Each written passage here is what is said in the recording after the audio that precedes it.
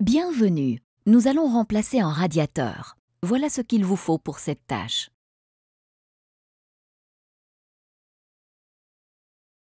Pour chaque tâche, il faut faire attention à sa sécurité personnelle. Assurez-vous donc d'avoir de l'aide pour soulever des radiateurs lourds ou encombrants. Utilisez une protection auditive pour percer des trous dans le mur. Étape 1. Préparation.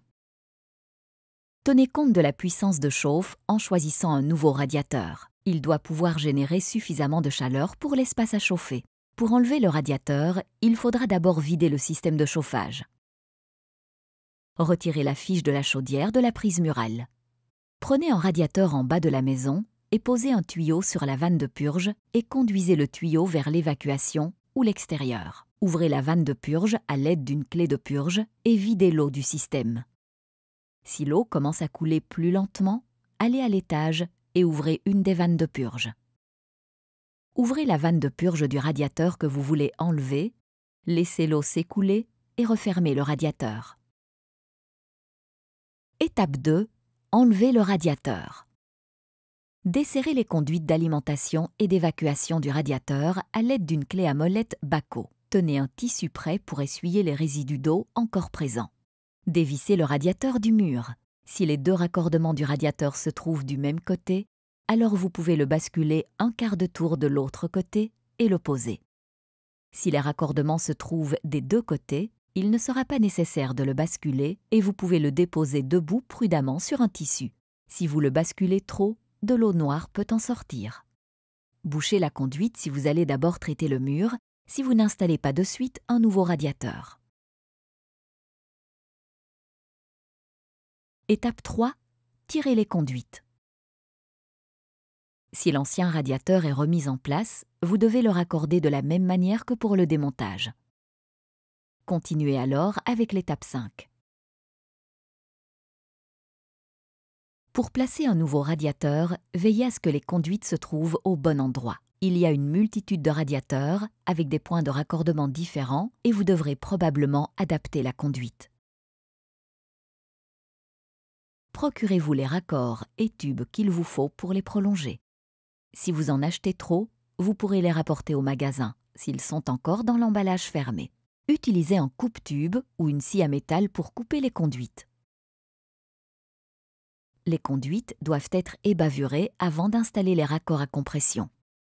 C'est-à-dire qu'il faut éliminer les arêtes tranchantes et effilochures sur le bord du tube afin de prévenir des fuites et soufflements de la conduite. Si vous utilisez un coupe-tube, il suffira d'ébavurer l'intérieur de l'arête de la conduite. Vous pouvez utiliser le couteau d'ébavurage du coupe-tube ou un ébavureur si vous avez utilisé une scie. Quand vous installez un raccord à compression, vous devez d'abord glisser l'écrou sur le tube, puis la bague à compression, avant de glisser l'autre partie sur le tube. Serrez l'écrou à la main et ensuite encore un quart de tour avec 2 clés plates. Ne le serrez pas trop afin de prévenir des fuites. Utilisez une pince à plier pour couder les conduites. Normalement, vous trouverez dans la notice d'utilisation des spécifications concernant le coude à fer et l'effet du coude sur la longueur de la conduite. Étape 4. Installez le nouveau radiateur. Montez la vanne de purge et l'écrou borgne ou le purgeur fourni sur le nouveau radiateur. Montez également le robinet du radiateur et le bloc de support.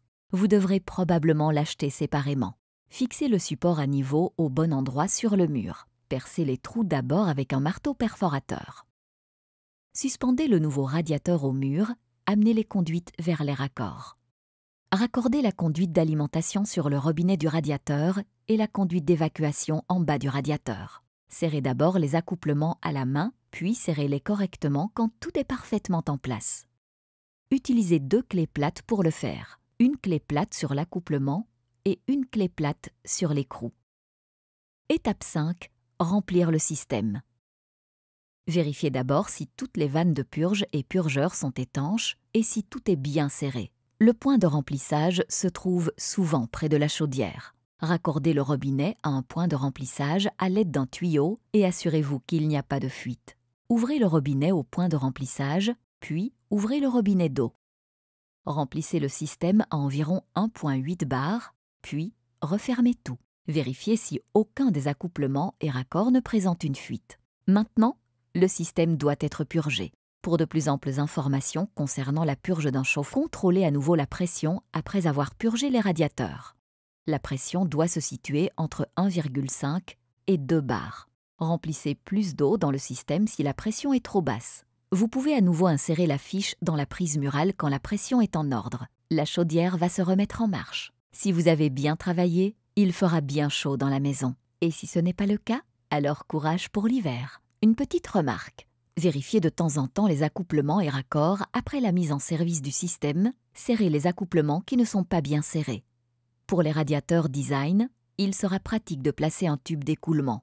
Vous le placez sous la vanne du radiateur en assurant que l'eau chaude montante entre dans le radiateur sans s'écouler à nouveau dans le sens du tuyau d'évacuation pour rester plus longtemps dans le radiateur. L'eau chaude restera ainsi plus longtemps dans le radiateur.